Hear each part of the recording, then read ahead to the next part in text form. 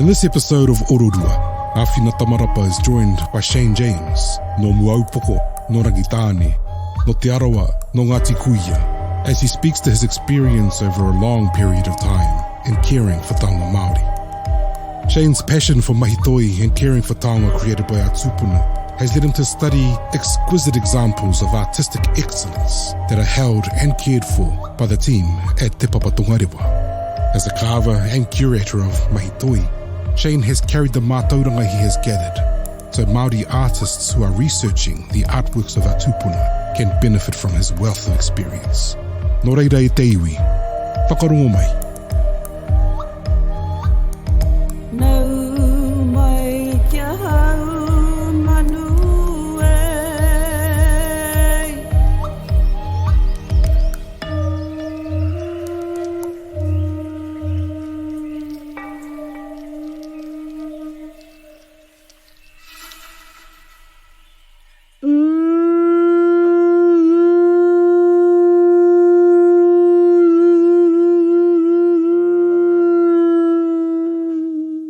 Kia te pō, te tīmata tango, te waiata tanga mai a te atua.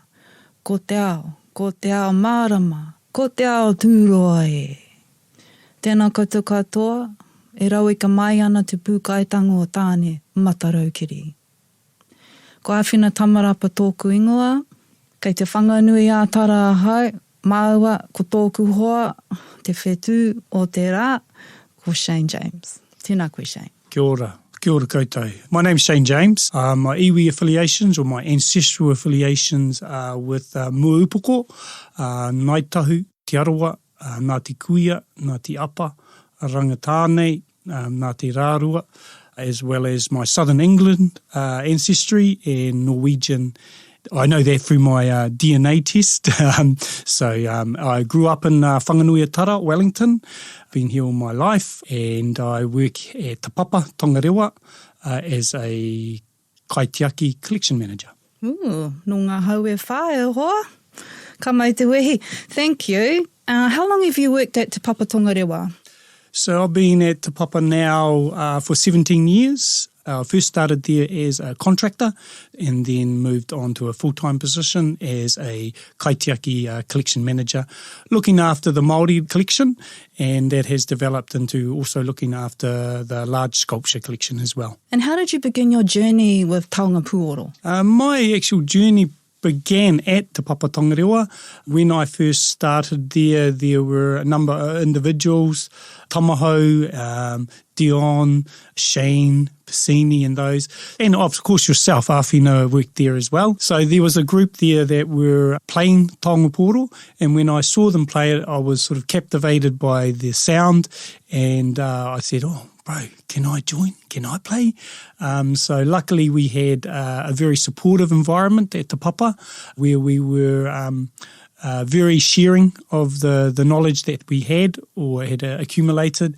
And also when I was looking after the Māori collections, I saw the Taonga Pūoro in the collection, and that sort of really sparked my interest in them. I'm also a carver, so I had an interest in relation to the sound, but also into the making and construction of those taonga. Can you describe when you first encountered a taonga tūpuna in the collection storeroom? How did that make you feel, and what did you actually see? I suppose it began really with part of my job is taking back-of-house tours, and then we'd have artists, enthusiasts, players come and want to look at the taonga within our collection. And so with those experiences and conversations, knowledge was shared with me. We talked about those taonga. So it was really those visitations by enthusiasts that sort of really started my own journey and my own interest in the taonga. Because you talked about being captivated by the taonga in the collections. Is there any particular taonga that drew your attention? I suppose at first it was probably the very loud sounding taonga, the pūtātara, the pūkaia, because they have that really loud presence. And then as I dwelled further into Taonga Pūoro, the other instruments came of interest because of the softer sounds, the kōwauau, the nuru, even poi. One that was really a moment that began a little exploration was the pahu, because the pahu, I was in the collection and I found this box and it had this taonga in it, and I opened the box up and I went, what's that? And the records didn't really have any confirmed indication of what that taonga was. But then I looked at it and I could see strike marks on it. Then I looked at it and I went, wow, that's actually a pahu. So I looked at another one in the collection and went, yep, that's definitely a pahu. And then I went and made one that I have here at the moment based on that one or inspired by that taonga. Can you just tell us what is a pahu? Pahu is a drum, is a Māori drum. So when we look at the Māori drum, it's actually, there's slight variations in it. It can go from a tree stump, hollow, of hitting a tree stump, and different woods react in different ways, give different sounds. So you select a wood that has a very nice resonance, because not all wood will sound the same. What's a nice wood? I think matai, it does depend on the knots and etc. in the wood. I did make some out of rimu, and they just didn't seem to have the sound quality that I wanted. The one that I made in the end, based on the one in the collection, is actually from a door jamb from the old museum. Ooh, yeah. So I don't actually know what the wood is, but it has a beautiful sound.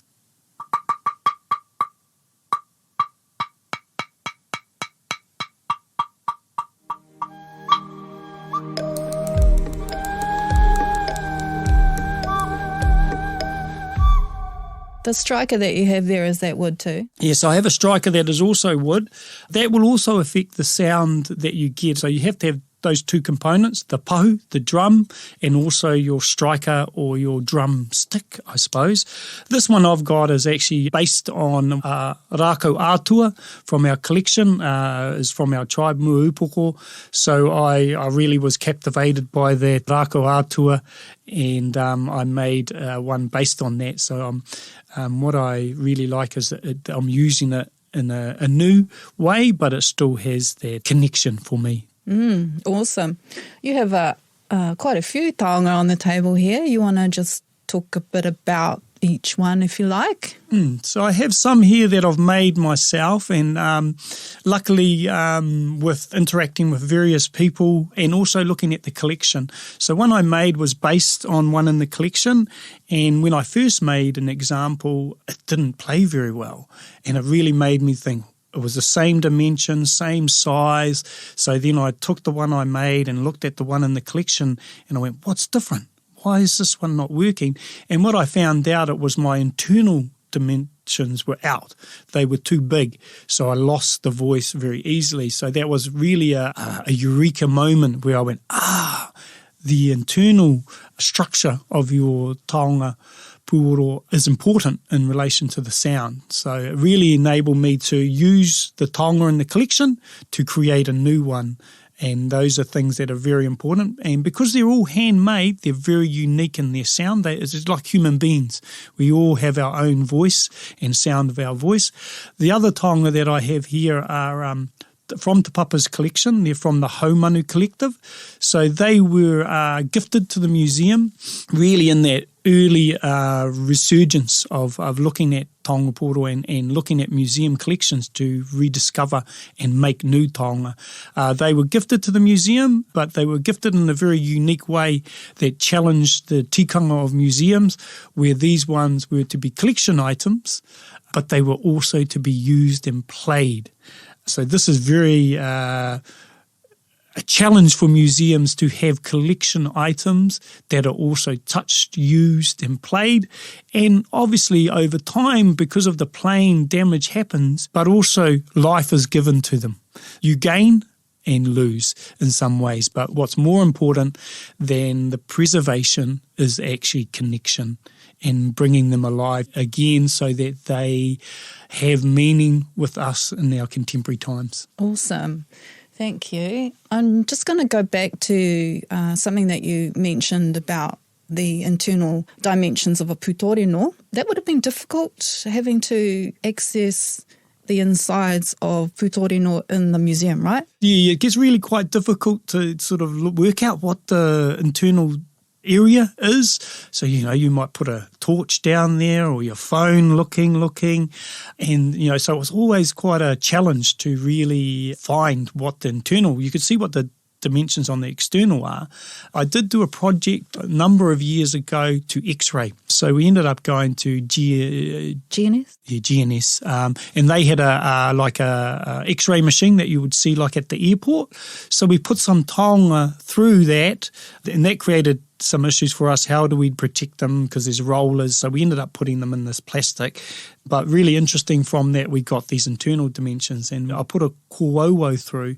And what was really interesting was that you could see that it, because of the types of instruments or tools that our tūpuna used, they had gone from one end, drilled from one end, and then gone from the other end. You could tell because it actually slowly tapered in, which would be an indication of the drill they were using. So that was really interesting for me. Also, I wanted to capture that information for makers. As I sort of said, it's very important, the internal dimensions, to determine the voice. Okay. So you also talked about practitioners that regularly visit Te Papa Tongarewa and come in and research the taonga, right? So Warren Warbrick would have been quite a influential person in terms of your journey, right? Warren Warbrick is based in Palmerston North. He's he's been working in the museum world for a long, long time, but he's also an expert maker. We've done workshops with him, and through that time, I've learned a lot from him. I did one workshop where we made a pukaia, and he talked about, how important the internal dimensions are. He would in fact say, don't put any carving on because you'll get distracted by making it look pretty, but really what's important is actually what its voice sounds like. So, and that's been one of the beautiful things in being involved in the early resurgence. Well, I was sort of not early, but late early. Being involved in that, really, there was so much enthusiasm and this beautiful sharing. Everybody wanted to share this knowledge so that it would come back up into our community. So it was really special to be involved in that time. Absolutely. And even Rob Thorne, because Rob was doing research on embers being used to create, the cavities within Taonga Pūoro, which would account for tapering, happening from either end, eh? Yeah, and I ran into Rob Thorpe when he was doing that research, and he was up at Te Manawa, and that was even before I began my 17-year journey in museums. And I remember going up there, I was doing some contract work for Te Manawa, and then Warren was there, and he goes, I've got this guy here, and he's doing some freaky stuff, and he's researching how they made taonga. So I really remember that when he was doing the research, and then he's really progressed the plane and really taken it into modern times. Exactly.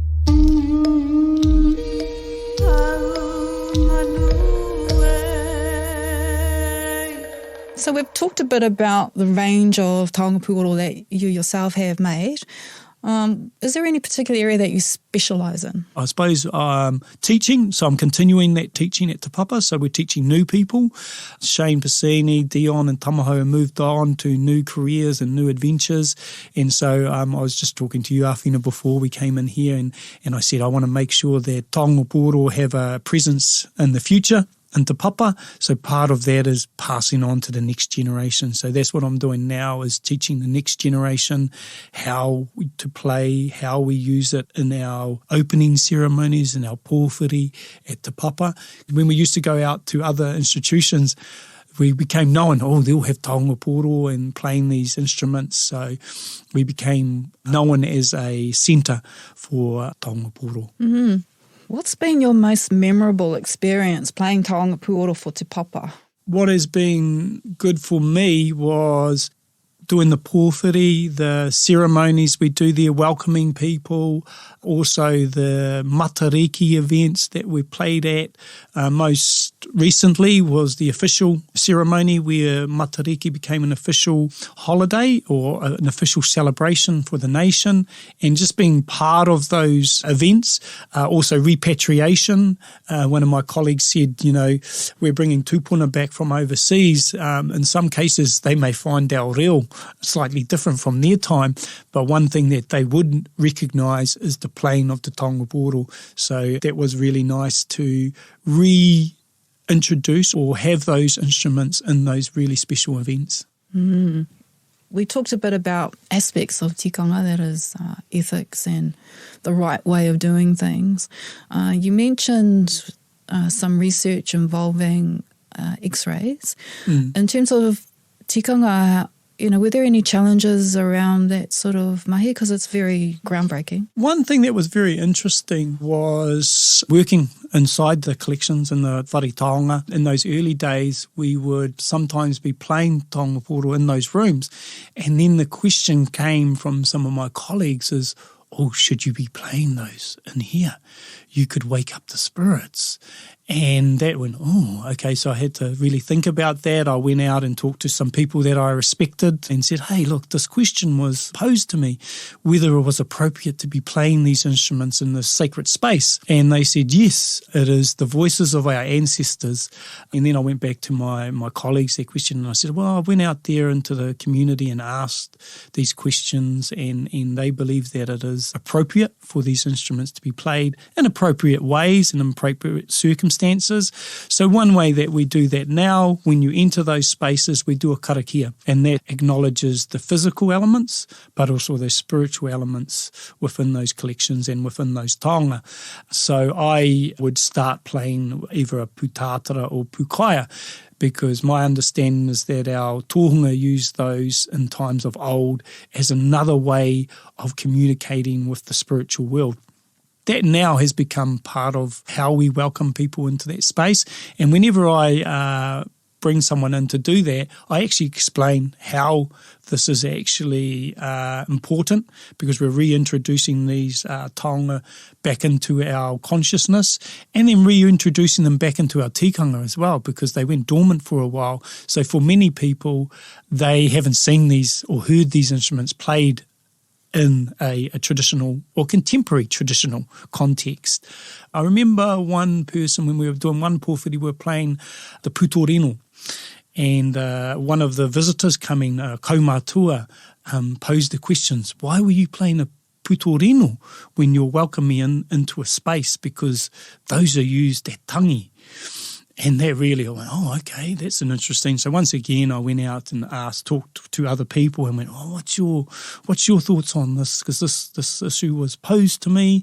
My understanding of it was that was one of the uses. It wasn't exclusively used for that. And that's one of the interesting things we're going through now, after we've firmly recovered the taonga, is how do we incorporate it in contemporary times. So, for example, me and Shane Piscini used to, for the rugby and other games happening at the Cape Tin in Wellington, we would be on the field playing the pūkaias before the players came out onto the field. And that's a very, that's not a traditional, rugby's not traditional for Māori. It is probably becoming traditional. And Tamaho got us into that, because he used to do it, and then he handed it over to us. He said, well, the crowd really getting it? And I said, well, we're actually at this pivotal moment, like the haka. The haka is part of that, the All Blacks, or part of rugby, part of sports now. And I said, the playing of pūkaia, pūtātara, will become part of that tikanga. And another, I remember, was a rugby sevens guy asked me, he said, what is this? Why you play these pūtātara, pūkaias? I said, well, in the times of old, these would have been the sounds you would have heard during battle, before battle.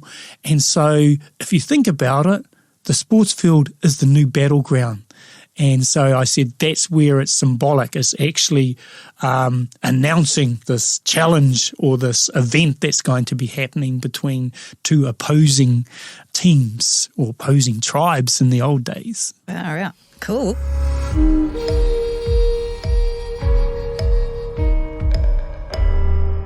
In the revival and the regeneration of mātauranga Māori to do a Taonga Pūoro, a lot of these questions come up, don't they? Yeah. So your aspirations for the future, what are they, and what do you think needs strengthening? One of the things I want to make sure that we were talking about before was that when I leave Te Papa, the Taonga Pūoro tradition is firmly there. It's always been a challenge how you incorporate tikanga Māori or the Māori world into a foreign institution. It doesn't always fit well, but sometimes you have to change things or alter them in ways that make sense. That's one thing that I want. I want to make sure that becomes a tradition of Te Papa. The other thing is that it continues to evolve and continues to attract new people. We take it to new places. It travels around the world. When I took shows, I went with shows overseas or exhibitions. We incorporated that in the opening ceremonies. And that it doesn't go dormant again, that it continues to these beautiful sounds. What is really interesting is how we're evolving that in relation to, we're having jams, jazz, you're seeing modern music, fusions happening. I think that's really a positive thing because it actually brings it up into our modern contemporary times of how we see the world, how we see Taonga Pūoro. And I hope people don't lose the elements of the spiritual nature of the taonga, that they're associated to gods and spirits, that they don't just become like a musical instrument. They're actually much deeper than that. Can you just talk a bit about one really memorable experience that you've had playing Taonga Pūoro, perhaps overseas, and the kind of response that you got from people not having heard that sort of sound before? What I really like about the use of Taonga Pūoro is that it actually creates a vibration. The sound comes out, and I like to use that at the beginning of an event because I feel it puts people in a different state. When they hear the sound, it's almost like a meditation happens. You get into a different state of mind. It enables people to get into that state and go, something. You see sometimes for speeches when they clink a glass, I say, that's like a Taonga Pūoro for some cultures. But the playing of those instruments, what I like is the resonance. And when you're opening up an exhibition, you're opening it up to the community. There's people doing karakia, karanga, waiata. So for overseas people, they also have their own, say for instance, if I go for America where we had Wales Tohora playing exhibition over there, and when playing for openings of that, we would also say, is there Indigenous people here of this area that can come with us? Music is an international language, and they bring out their instruments and they have that similar resonance.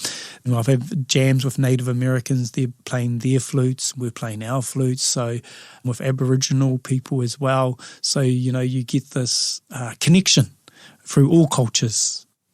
Cool. What a privilege it is to work with taonga museums, isn't it, Shane? Aye. Yeah, so I don't see you leaving Te Papa Tongarewa in the near future. So I hope that you're going to be there for a very long time. Yes, we'll see if another door opens to even another adventure. But I love my job. It's not something that everybody gets to experience. Some people don't work in jobs they particularly love. The job also working at Te Papa opened the Māori world for me. Being an urban Māori, growing up in Lower Hutt, I always knew I was Māori, but I didn't know what that meant. In relation to, I don't speak te reo. That's a challenge for me. I'm not saying I'm not going to speak te reo. It's a maunga that I have to climb. But the Taonga Pūoro gave me an ability to have another voice. And even carving was another way for me to explore taha Māori, the world of Māori. And so I think all of us are doing our little parts in different ways to celebrate the uniqueness of our Aotearoa culture. And I think that's something that you're seeing happening more and more. People are seeing the richness that it gives to our community. And Te Papa is one of those ones that have helped to explore the Māori world. Indeed.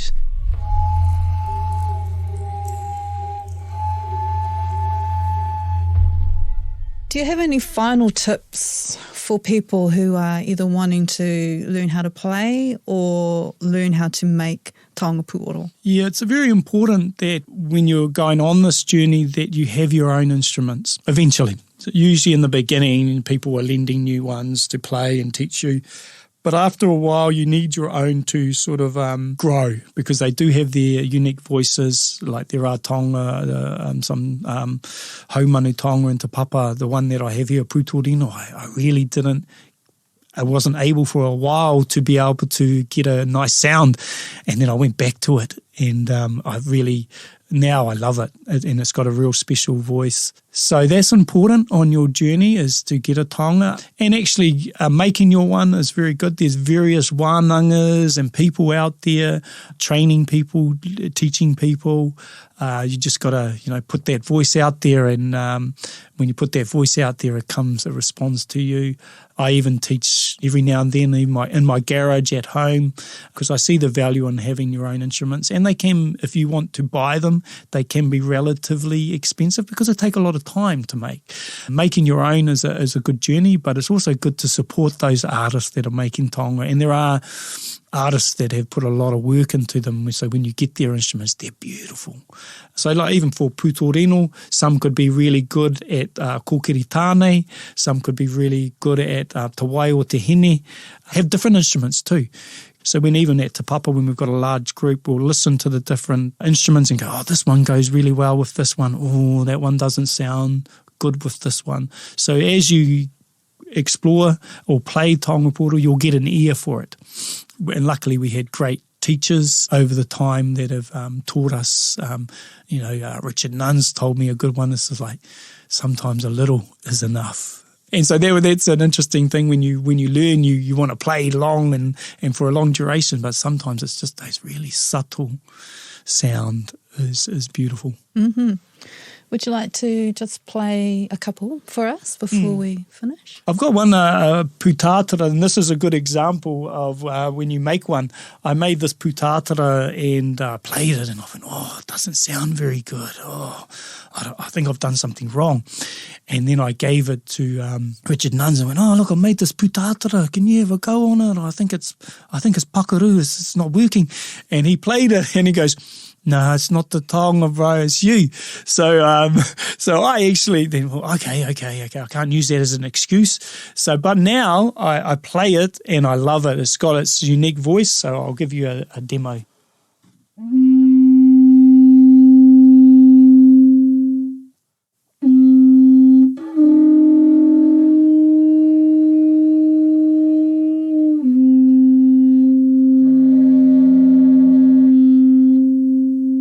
Stunning. What's that double vibration I heard? So yes, you probably noticed 3 different voices I was getting out of that. There was a high-pitched one and then a deep rumbling one, and that's unique to that instrument. It does some stuff that I haven't been able to get with other pūtātara. It's got a very long māngai on it, wooden piece, so it's slightly different from the smaller pūtātaras you get. And so with the length of it, what I've found with the pukai and pūtātara, you can have very short ones, you can have very long ones. The longer they get, the more it tends to be, the more few variations in voices you get. And as you go down shorter, the voices become a bit more restricted. But that's only from my experience. Others may say differently. It's all about, once again, how it's made. Mm-hmm. What type of shell was that? So that's a trident shell. It comes from the Pacific. One of the things that has to be taken into account is that the actual conch, the shell part that we're using, is different from what our tūpuna had. So our tūpuna got the ones from around our waters, and our waters are colder than the Pacific. So the shells tend to be smaller. And if you look at Te Papa's collection, the shells are quite small. So what that small shell does is it comes with a higher pitch. And as you get a bigger shell, it comes with a deeper resonance. So there are a difference in the sound qualities we're getting today. So you take that into account when you're making your instruments. Even the influence of European music is also influencing us. In some cases without us even knowing, and in some cases we know because we're trying to get more and more sound out of our pukaias, our different types of taonga. You got another one there for us? Yeah, so I've got one here. It's a double hole pukaia, and this is one that I made with Warren Warbrick at a workshop we had in Whitireia. Having him there giving me advice on how to make the inside really enabled me to get taonga that plays very beautifully and very easily. So that can be the difference between a really expertly made one and one that's just made with someone that doesn't quite understand some of the nuances of it.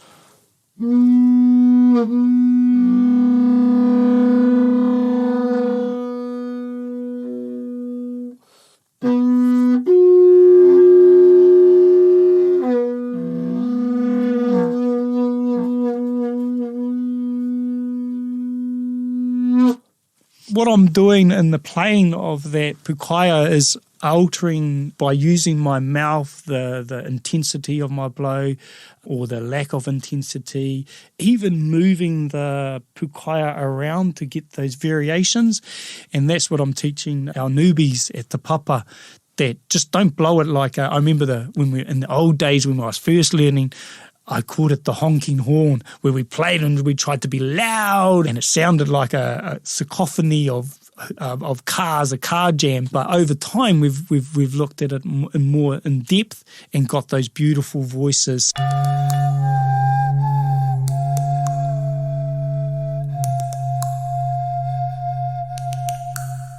One more taonga there? Yes, and now we've got one from Te Papa's collection. It's from part of the Haumanu collective, the one that I talked about earlier about how they donated it.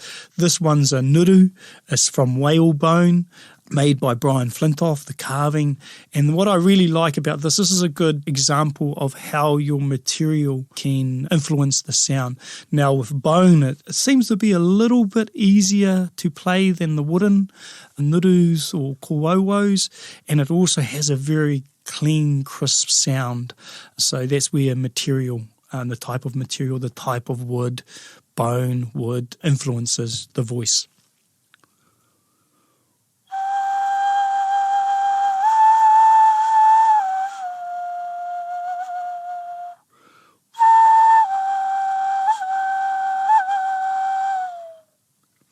So that's with that use of bone. It's got a very, really crisp, to my ear, crisp and clear sound. I'll tell you an interesting story about the use of different materials. So obviously our tūpuna used human bone as well for making Taonga Pūoro. So I remember the story that I tell people when we're going through the back of collection, looking at traditional ways or traditional material that we used. I was travelling in my dad's car once and I said, "Dad, when you die, what do you want to happen to you?" And he says, "I want to be cremated." And I said, "Dad, I want to use your bones to make flutes." And he's Pākehā, so that was really quite a shock for him.